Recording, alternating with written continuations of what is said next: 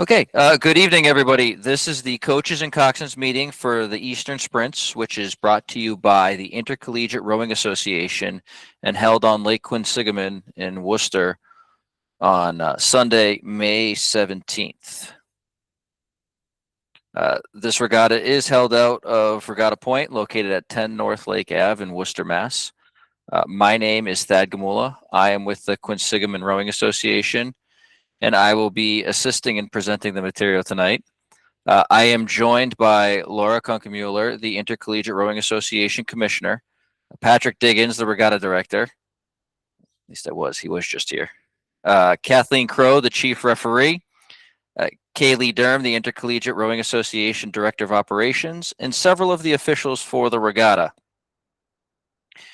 And this is where I pass it off to Patrick to say a couple welcoming words, and here he is joining us now. So at this point, I would like to introduce Patrick Diggins, the Regatta Director, to say a few words. Patrick? Thanks, Thad, and thanks to everybody joining us today. We're looking forward to a great weekend of racing in Worcester again. We're also looking forward to some warmer weather, which is what they're forecasting right now, so keep your fingers crossed. Two things I would like to mention is most of the folks that you'll see when you're coming through the park are volunteers. If you take a minute at some point and just thank them for what they're doing, that would be greatly appreciated. The folks that do it really put a lot of time into it, and it's always nice to just be recognized. Secondly, a reminder that the gate is a donation, and you can get those QR codes or the links to get the donation for admittance from the coaches.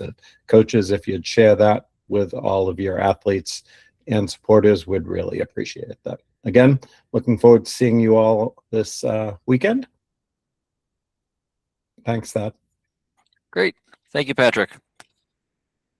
Okay, let's shift quickly to attendance. So we're sticking with the same system as we've done in years past for attendance taking. If you could please text your school code to 22333 at this time to log attendance. So for example, if you are with Columbia, you would text the code 67214 to that number 22333. Messaging rates may apply. Schools are listed alphabetically on this slide. The second option is to scan the QR code that's currently on the screen. All you do is you scan it with your cell phone and you follow the instructions that pop up. That one's literally you select your school from a button rather than texting a code to a number.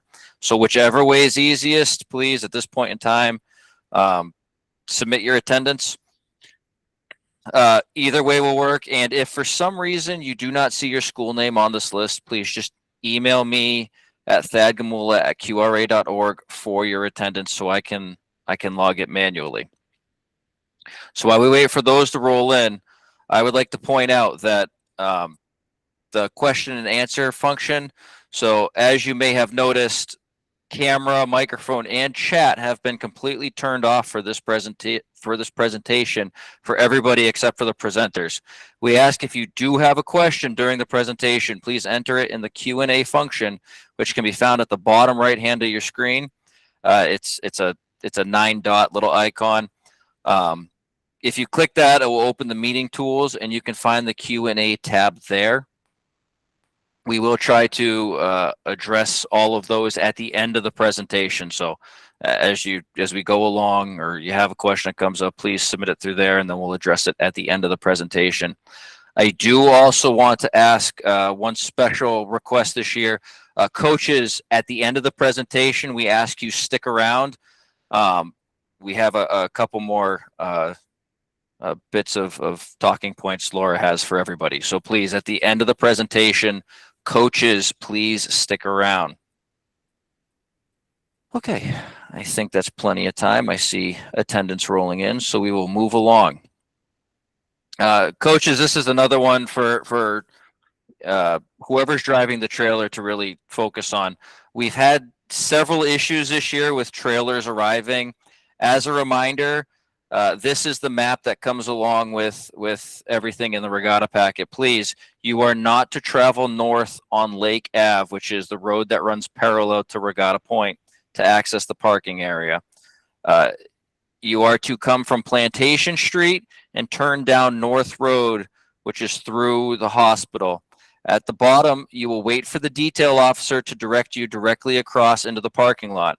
If you come from any other direction, you will be redirected around to North Road to queue with the other trailers.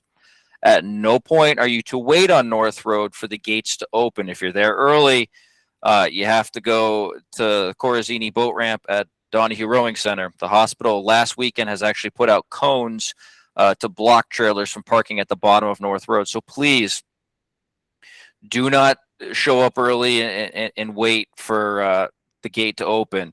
You need to either be at the Corazini Boat Ramp or you go directly when the gates open. No queuing on North Road next to the hospital there.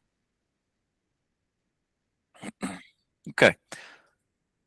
Let's move on to practice. So the practice days are Friday, May 15th between 1 p.m. and 5 p.m. And then Saturday, May 16th between 9 a.m. and noon, and then from 1:30 to 5:30. Launching will be suspended at 4:30 p.m. on Friday, and then at 11:30 and 5 o'clock p.m. respectively on Saturday. Please note that the gates to Regatta Point officially open for trailers at noon on Friday and at 8 a.m. on Saturday. Both days, the gates will close and be locked at 6 p.m. Once again, please do not arrive early. You will be asked to drive around until the gates open. Just to reiterate, the hospital has specifically asked us to not interfere with traffic, so please. Okay, traffic pattern on the practice day. So you can see on the screen right now is a map of our course. I will constantly see you be using directions like north and south and Worcester and Shrewsbury. So you can see north on the map with the arrow. North is going up the lake. If you are at Regatta Point, which the vast majority of you are, you will be on the Worcester shore. If you are at Donahue Rowing Center, that's on the Shrewsbury shore. So once again, most of you will be launching at a Regatta Point, which is Worcester shore. The opposite side is the Shrewsbury shore. On the lake, we have 7 fully buoyed lanes, numbered 0 through 6. Lane 0 is the closest to the Worcester shore, or closest to Regatta Point. And lane 6 is all the way across, closest to Shrewsbury shore. I will remind everyone several times of how we were numbered, just so it's clear. If you launch from Regatta Point on the Worcester shore on practice day, you must travel directly north to the start. You may travel north outside of the course, in lane 0, or in lane 1. Lane 2 is a dead lane. There is absolutely no boat travel in lane 2. There will be several large wakeless marshalling launches in that lane. Please do not at any point enter or cross over lane 2. But once again, reference our course configuration. Lane 2 is the 3rd fully buoyed lane from the Worcester shore. So 0, 1, 2. As a general note, there will be no pressure traveling to the start on these practice days. If you are launching from Donahue, you must travel outside the course past the finish before you turn to starboard and row across. So once again, if you're coming from Donahue, you're going to go south outside the course until you get past the finish and then turn and go north with everybody else in outside the course in lane 0 or in lane 1. Please note, everybody traveling north, the shallow area marked on this map, this is the pump house and is located directly across from Donahue. If you get too close on practice or race day, you risk losing your skeg or damaging your boat. We only say it because it's happened several times. There is a red buoy placed directly out there, so please avoid it. It is really never a good idea to hug the shoreline on our lake anywhere past the 1,000-meter mark because of this reason. After you get past the pump house, you will see the very large 290 bridge, which is our starting area. Please enter the cove on the opposite of the 290 bridge by rowing through the small span on the Worcester shore. So you'll go between 2 piers. It's a smaller span. You'll see the much larger racing span. You will then immediately make your turn and practice going south in lanes 3 through 6. We ask no practicing in the cove. You're not going to go like you do on race day where you go around the buoys. You're just going to turn directly from going north and go into your lane. Note lanes 3 and 4 are for pieces less than 1,000 meters, and 5 and 6 are for pieces greater than 1,000 meters. Once again, at no point should you enter lane 2. Once again, that's the third fully buoyed lane. You are to travel the entirety of the course before you spin towards your starboard to either go back up for another time around or land. You will land at the same dock that you launched from. If you land at Donahue, please just make sure you go all the way up into the start and then come down along the Shrewsbury shore. Once again, a reminder that the course closes at 5 o'clock on Friday and 5:30 on Saturday. Please do not take another lap at like 4:45 on Friday. At no point are you to row beyond the Route 9 bridge, which is just past the finish. It's a very large blue arch bridge. This stays true for both practice and race days. At no point are you to cross that blue arch bridge, the Route 9 bridge. Launching in control commission on race day. Coxswains, at Regatta Point, you will be launching from 2 different locations. We have the North Docks and the South Docks. The North Docks are 2 floating docks at the northern end of the park. The South Docks are tucked on the opposite side of the Regatta headquarters and is a single dock. Please allow access to both docks. We ask you don't place oars or boats in the way mainly on the North Dock on the path coming down. Please keep that clear. That can get cluttered. The referees at Control Commission will not be doing thorough safety checks. By launching your boat, you certify that the boat is compliant with all safety regulations. Just like last year, your bow number will be provided for you. Please pick it up at Control Commission as you are launching, and then please remember to return it when you land. We ask you to be quick on the docks and listen to the dock masters that are out there. Okay, so on race day, the traffic pattern is very similar to the practice day. If you are launching from Regatta Point, you will proceed north outside of the buoy lane and only outside of the buoy lane along the Worcester shore. We do have 7 boat races, so please just keep clear of the buoy line. Same thing, avoid the pump house shallows. If you are launching from Donahue Rowing Center, you have 2 options. You can go directly across, make sure no racers are coming, and avoid the pump house, or you proceed south along the Shrewsbury shore outside of the buoy line.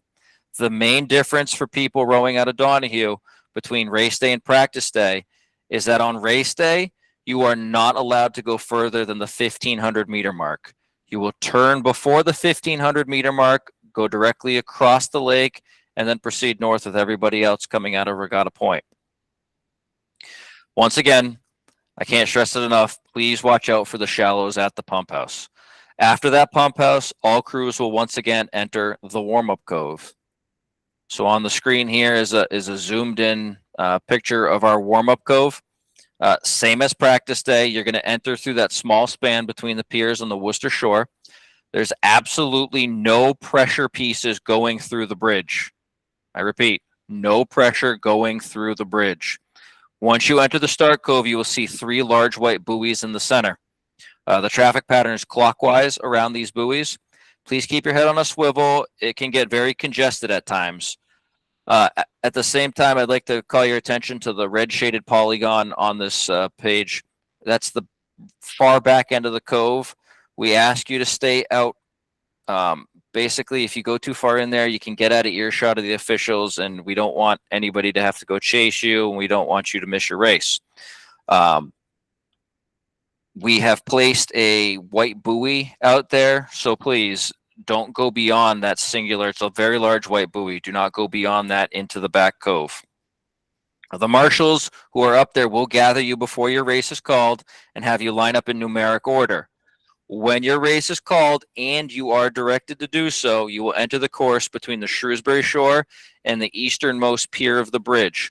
At no point do you go directly between the stake boats or in front of the starter's tower. So once again, I repeat, at no point will you go between the stake boats or in front of the starter's tower.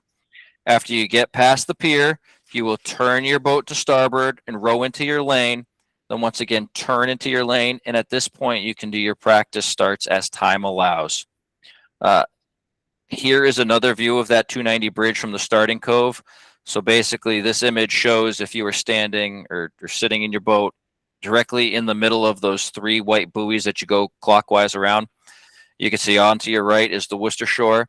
That first small pier is the practice area above the start. You can see that large span is the racing span. And then you can see off to the left is your entrance to the start. That's where you're going to go. That's where you're going to be queuing for your race. You're going to go up through there and then turn to go into your lanes. So in a couple of minutes, the chief referee, Kathleen Crow, will address the race at shore itself. For now, I'm just going to finish out the traffic pattern at the conclusion of the race. So once you've completed your race, after the race has been made official, you will spin to your starboard side and proceed quickly out of the finish line area. We ask you not to hang about. You will land at the same docks you launched from. Listen to the dock masters for instruction. Boats going back to Donahue will row up past the pump house, proceed directly across the course when there are no boats waiting in line at the start, and then row south along the Shrewsbury shore to land at Donahue. That should not be an issue this weekend because the docks are in place and have been fixed. So you should be able to just go straight across to Shrewsbury shore and then come south down directly into the docks. If you do happen to medal in your grand final event, you will be directed to the awards dock, which you can see on a purple line here. You will be called in reverse order, bronze, silver, and gold. Please wait until you hear an official announce/direct you over. And I know this is going to be gone over several times during this presentation, but just remember that. Please be patient and wait till you hear an official announce you to go over. While waiting, please be aware of the shallows around the finish tower. You can easily damage your boat in queue to go get your awards. We also ask you not to sit directly on the finish line while you wait to be called into the awards. You would get in the line of their sight and could affect their vision for the end of a race. And once again, at no point continue south past the Route 9 bridge as depicted on this map. Okay, now I would like to introduce the chief referee, Kathleen Crow, to go over the weigh-ins and refereeing points of note for this weekend. Kathleen? Thanks. Hi, everyone. I am pretty happy to be out here. I'm looking forward to 3 days of rowing and one specific day of racing. My assumption, my expectation in everything that I'm going to say here is that you know the rules of racing. I am not running a clinic right now. What I am telling you is that the several things that I care deeply about. Starting with Coxswains. Coxswain weigh-in is at the garage from 9:30 to 4 on Saturday. Reminder, you're either in your team uni and socks or team short sleeve shirt and socks. Those are your two choices.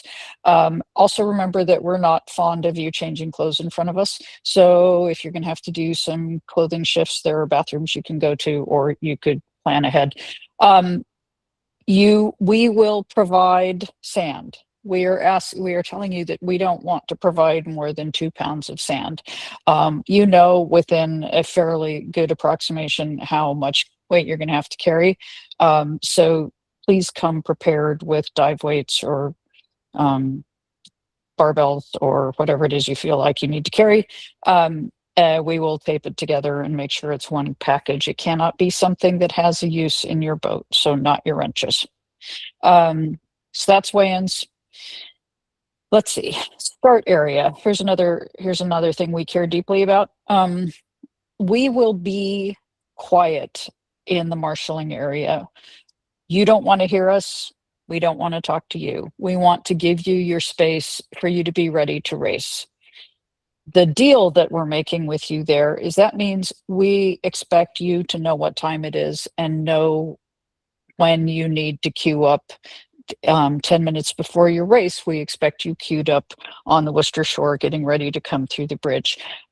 Depending on which way the wind is going, this may take some effort and attention on your part. It would be good if the boats are queued up right at the bridge, dare I say, even a bow under the bridge, not 50 or 70 meters back. We want you to get through and onto the course quickly. Do not, it is easier if you go in 0 to 6 order. But if 0 or 1 or somebody is hanging out back at the back of the cove, do not wait. You're gonna try to get an order, but you're gonna go in the order you present. If lane 1 wants to make their life exceedingly difficult by having to back down between 2 crews, that's lane 1's choice. Don't be late yourself. Don't take on extra burden for yourself. We will attribute lanes, meaning as you make the turn around the end of the bridge support, we will call your crew name and the lane we want you to go to. I don't expect that to change from what you already know you have, but it's a good practice to get used to, because on occasion we do have to change that on the fly. So listen for what you're being told about your lane. As you're going under the bridge and making that turn, please don't stop. You're all experienced coxswains. You should be able to make commands on the fly. You should not have to stop and reset before you do any different kind of stroke. It takes up a lot of time. You get blown sideways. Lanes 5 and 6 never get to come onto the course in time. So my expectation is that you can make that turn and come to your lane, make the turn, lock on, and without ever having to stop. Also, my expectation is that you are going to get and maintain your point, regardless of what the wind is doing. We don't recognize hands. Breakage, remember you can claim breakage. It is broken or damaged equipment, including as a result of a crab. And breakage also can be considered an over the head crab and or ejection. So in that first bit, you can claim them. Signal that that's what you're doing. Wave your hand. That's the start area. There's a race. You know how to race. You know what commands will be if the referee is trying to move you. Finish. Row through the orange buoys, meaning the orange buoys mark the finish. Row through them. We'll ask for cox and dead weights. If you're carrying a ton of weight, the referee will try to come over so you don't have to lift a bunch of weight up over your head. Hands. If you are objecting to something, if this is a fairness complaint, one hand from the coxswain. If you're in a bow loader, perhaps your bow rower ought to do that. One hand high in the air.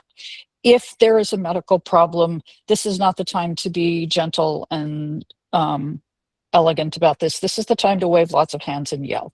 So we're going to interpret one hand in the air as we're going to go talk to you. We're going to interpret a lot of hands waving as there is a serious problem. Grand finals, final point for me. Grand finals, Tad mentioned that you will go to the award stock. Make sure you know where the award stock is. We'll go to the award stock in reverse order, 3, 2, 1. The thing to be aware of is that there will be somebody on that south dock monitoring traffic and not letting crews launch straight into the middle of somebody returning to get a medal. So realize that as you're coming to the awards, we're going to be protecting you. We're going to give priority to you. However, try to make it not completely impossible for the South Dock crews to launch. There will be somebody there facilitating that to make that easier than it has been. Those are all the bits of information for me. Those are the things we care deeply about. I will be at Regatta Point the whole time. I will show up there sometime Friday. I get to leave and sleep. I will be there all day Saturday. I will be there all day Sunday. You know what I look like. If you have questions, if there's something you don't really understand, come and talk to me. I'm reasonably friendly most of the time. So I look forward to seeing you.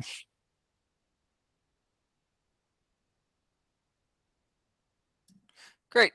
Thank you, Kathleen. Okay. just to iterate some of the points, in the event of an emergency, we do have many different safety officials on the water between the rowing officials, police, fire, EMS, environmental police, the fire department dive team. We have a bunch out there for you. If at any point, to echo what Kathleen said, if anyone in your boat is having a medical issue, please stop and just get the attention of the closest safety launch. It's the best you could do, is just stop and get the attention of one of them. They will promptly make their way over and address whatever needs you have. If there is a weather emergency, the same mentioned safety officials will make an announcement. If there is an event where we will have to evacuate the lake, just remember, any crews that are south of the 1,000-meter mark will return to Regatta Point. Any crews that are north of the 1,000-meter mark, so that includes the starting area, will go to Donahue Rowing Center. So once again, if we have to evacuate the lake and they make the announcement, anyone south of the 1,000-meter mark would go to Regatta Point. Anyone north of the 1,000-meter mark would go to Donahue Rowing Center. We do have several medical locations throughout. Regatta Point headquarters is the main one. We do have people on staff at Donahue Rowing Center, and there is also medical available on the water as needed. Okay, please, no public urination. Porta potties are provided throughout Regatta Point. If you are caught urinating in the lake, your program is subject to a 1-year ban and you are subject to criminal charges. And then a reminder, anything brought on the water by a crew must come off with that crew. No handing anything to the stake boat holders. They have strict instructions to not take anything. So don't try to give anybody anything at the starting line. They've been instructed not to take anything. Once again, coaches, please stay after the presentation for important information on the regatta from Laura. And that basically wraps up our presentation. Now is the time that if you do have any questions, please submit them by the Q&A feature. Once again, it's at the bottom right hand of your screen. It's the 9 dots. Just click it and you can ask your question. As we wait for those questions to come in, I would like to remind everybody that a recording of the meeting will be on the Quinsigamond Rowing Association YouTube page. A link will be distributed to coaches and as needed after.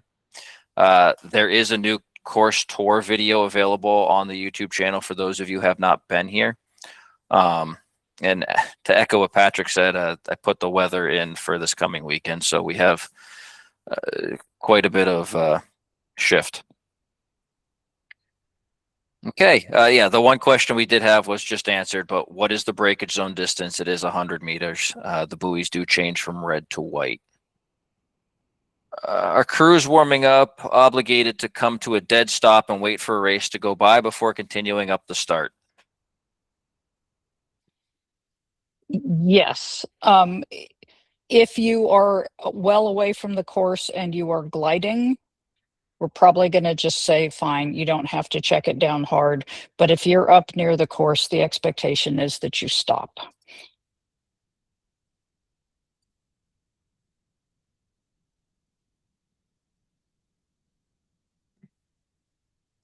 Give it another 30 seconds to see if anybody else has anything. And to repeat what Kathleen said, if you don't want to ask a question on this forum and you still have a question going into the weekend, please, by all means, approach the refereeing staff. They're great people. They easily approached and they will answer almost any questions that you have within reason. What is the official regatta time? Cell phone time? Yes, I mean, I run atomic clock on mine, and that's what I'm going to expect we're all using. So Perfect.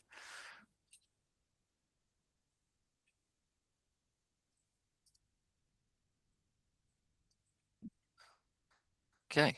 Well, if I don't see anything else come in, I would like to thank everybody for attending. At this point, Coxswains, you are available to sign off. Coaches, please stick around for updates and topics from Laura. Thank you.